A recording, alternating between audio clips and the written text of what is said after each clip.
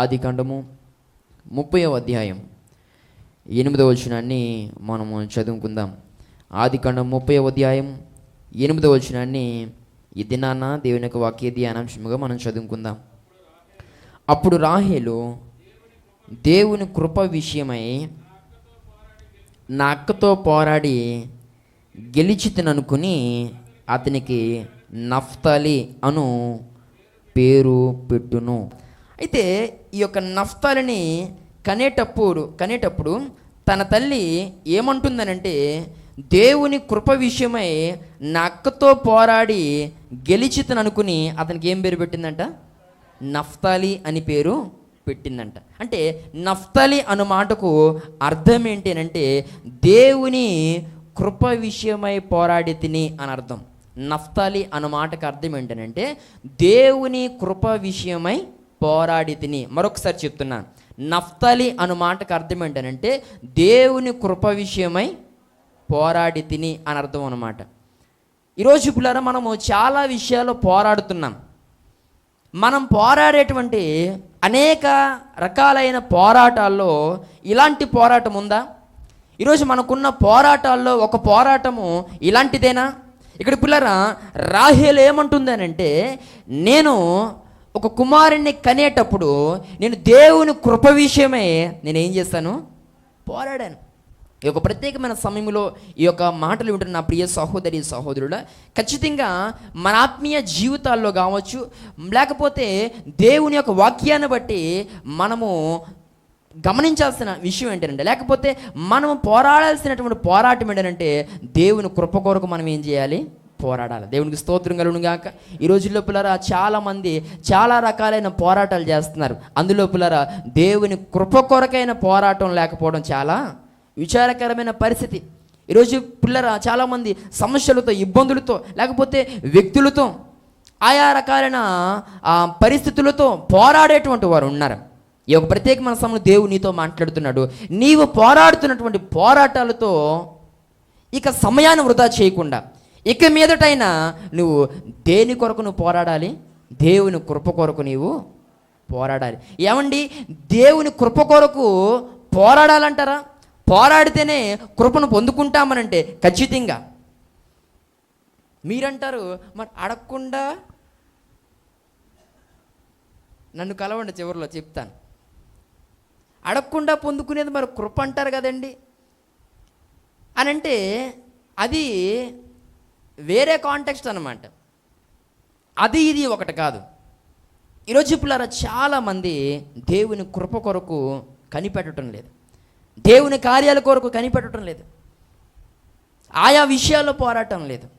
ఈ యొక్క ప్రత్యేకమైన సమయంలో మనము దేవుని సన్నిధిలో పోరాడే వారిగా మనము ఉండాలి. ప్రార్థనలో పోరాడాలి. ఒక మాట చెప్తాను పిల్లరా, నీ ప్రార్థన కూడా ఒక పోరాటంలాగే ఉండాలి. దేవుని స్తోత్రం కలుగును గాక. అంటే ఒక ఇద్దరు వ్యక్తులు పోరాడుకుంటూ ఉంటే ఆ పరిస్థితి ఎలా ఉంటుంది? నువ్వు దేవునితో మాట్లాడుతూ ప్రార్థించే ఆ విధానం కూడా అలాగే ఉండాలి. యాకోబు పిల్లరా దేవునితో పోరాడినట్లుగా మనము వాక్యంలో చూస్తాం. ఇలా బైబిల్ గ్రంథంలో ఎంతోమంది దేవునితో పోరాడి అనేక రకాలైన విషయాలపై ఉన్నతమైన విజయాలు చూసినట్లుగా మనం దేవుని యొక్క వాక్యంలో చూస్తాం కదా.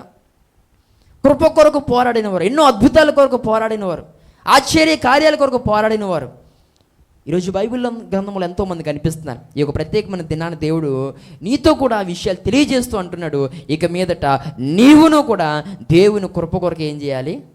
పోరాడాలి. ప్రతిరోజు దేవుని అడగాలండి, ప్రభువా నీ కృప నాకు కావాలి. నీ కృప లేకపోతే నేను బ్రతకలేను తండ్రి.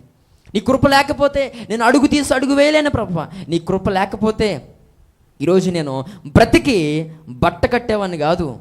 నీ కృప ఉండబట్టే ఈ కృప నా నుండి నువ్వు ఎప్పుడు దూరము చేయొద్దు. నీ కృప నాకు దూరం చేయొద్దు ప్రభువా. నీ కృప నాకు కావాలి. నాకు చాలిన కృప నాకు దయచే ప్రభువా. నా బిడ్డలకు నీ కృప ఉండాలి, నా భర్తకు నీ కృప ఉండాలి, నా భార్యకు నీ కృప ఉండాలి, నా కుటుంబంపై ప్రభువా నీ కృప ఉండాలి అని ఎప్పుడైనా పిల్లరా ఉపవాసం ద్వారా కానీ లేకపోతే మన వ్యక్తిగత ప్రార్థనలో కానీ కృప కొరకు పోరాడిన దాఖలాలు ఉన్నాయా నీ జీవితంలో? అందుకే నేను అంటాను, మన ఆత్మీయ జీవితాల్లో కావచ్చు, లేకపోతే మన వ్యక్తిగత జీవితంలో దేవుని యొక్క కృపను సరిగా పొందలేకపోవడం గల కారణం ఏంటంటే కృప కొరకు పోరాడలేకపోవడమే. ఇక్కడ రాహేలు పిల్లరా దేవుని కృప కొరకు ఏం చేస్తుందంట? పోరాడేది. దేవుని కృప కొరకు మనం పోరాడేటువంటి వారిగా ఉంటే, అది కూడా ప్రార్థన ద్వారా మనం అది చేయగలిగితే ఎన్నో అద్భుత కార్యాలు మన జీవితాల్లో మనం ఖచ్చితంగా తప్పకుండా మనం చూడగలుగుతాం. దేవుని స్తోత్రం కలుగును గాక. హల్లెలూయా. ఇందాక నేనేం చెప్పాను? మన ప్రార్థన ఎలా ఉండాలి? ఒక పోరాటంలాగా ఉండాలి. పిల్లరా, ప్రార్థన పోరాటంలాగా ఉండాలి అని అంటే కొంతమంది కొన్ని దినాలు ఆసక్తికరంగానే ప్రార్థన మొదలు పెడతారు. ఇక నుంచి నేను ప్రతిరోజు ప్రార్థన చేసేసుకుంటాను. కొంచెం ఇలాంటి ప్రసంగం విన్న తర్వాత కొంతమంది ఈ రాత్రి ఫిక్స్ అవుతారు, రేపు స్టార్ట్ చేస్తారు, బుధవారంకి అయిపోద్ది. మళ్ళీ లక్షవారి నుంచి మామూలే. ఆసక్తి అనేది ఈరోజు చాలా మందిలో సన్నగిల్లిపోతున్న పరిస్థితి. అంటే అనుకుంటున్నాం ఇక నుండి దేవుడు మాట్లాడాడు కదా, దైవజనులు చెప్పారు కదా, ఇక నుండి ప్రార్థన ఒక పోరాటంలా ప్రారంభిద్దాం, దేవునితో పెనుగులాడే విధంగా ప్రార్థన చేద్దాం, గంటలు దేవుని ఒక సన్నిధిలో ప్రార్థన చేద్దాం అని అనుకుంటున్నాం.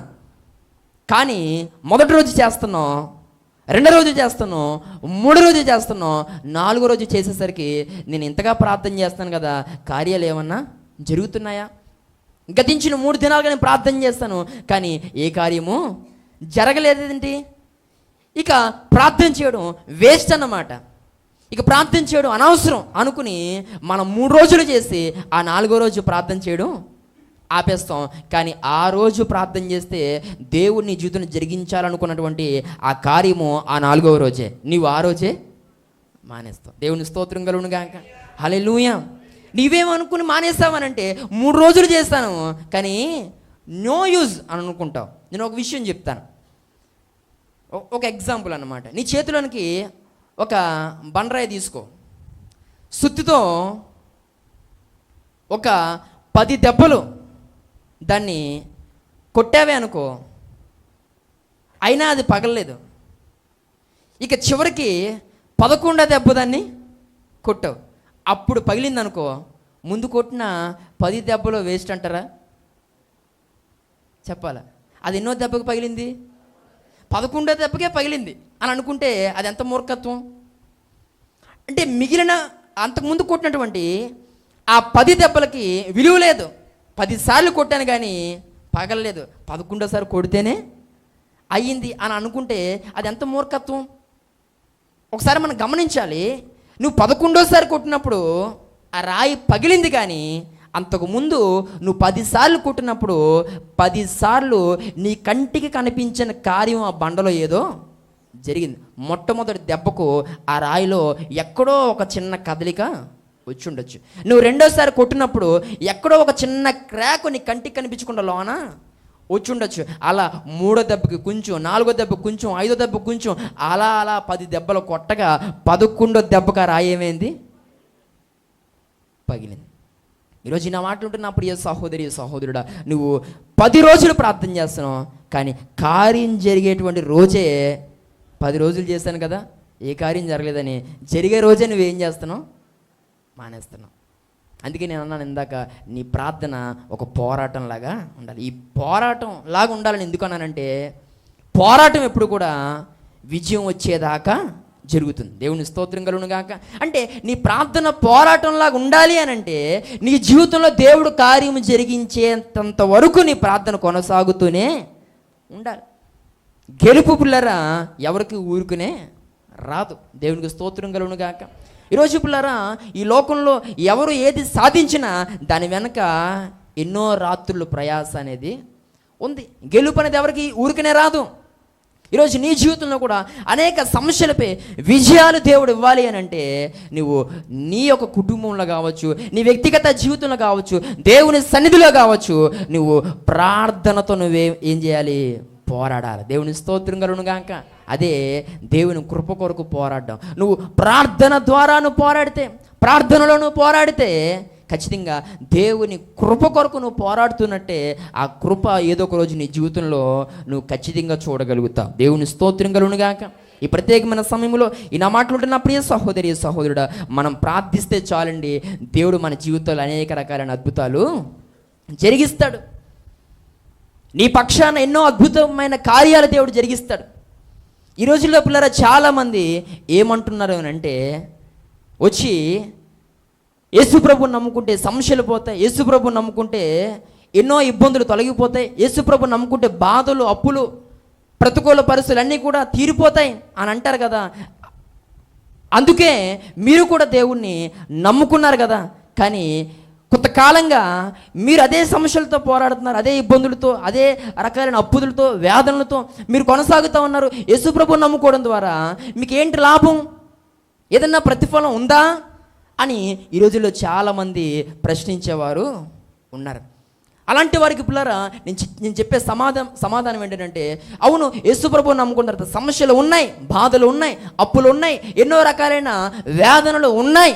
కానీ యేసుప్రభువుని నమ్ముకోకముందు ఈ బాధలతో, ఈ ఇబ్బందులతో, ఈ కష్టాలతో, ఈ యొక్క వేదనలతో నేను ఒక్కనే పోరాడాను. కానీ యేసుప్రభువుని నమ్ముకున్న తర్వాత నా తరపున ఎవరు పోరాడుతున్నారు? దేవుడు పోరాడి ఆయన ఎన్నో విజయాలు నాకు ఇస్తున్నాడు. ఈరోజు నా మాట్లాడుతున్న ప్రియ సహోదరి సహోదరుడా, ఇబ్బందులు, ప్రతికూల పరిస్థితులు, నానా రకాలైన ఇబ్బందులు మన జీవితాల్లో ఎదురవుతాయి.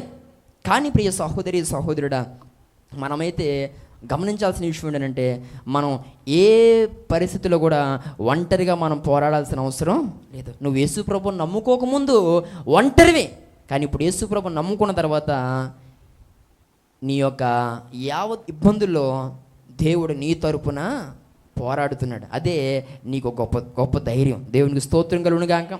ఈ ప్రత్యేకమైన సమయంలో ఈ నా మాట్లాడుతున్న ప్రియ సహోదరి సహోదరుడా, మన ఆత్మీయ జీవితాల్లో మనము దేవుని కృప కొరకైన పోరాటాన్ని మనము కొనసాగించేటువంటి వారిగా ఉండాలి. దేవుని కృపను పొందుకున్న కొరకు మనము ప్రార్థన పోరాటాన్ని మనము చేసేటువంటి వారిగా ఉంటే ఎన్నో రకాలైన అద్భుతాలు దేవుడు మన జీవితాల్లో జరిగిస్తాడు.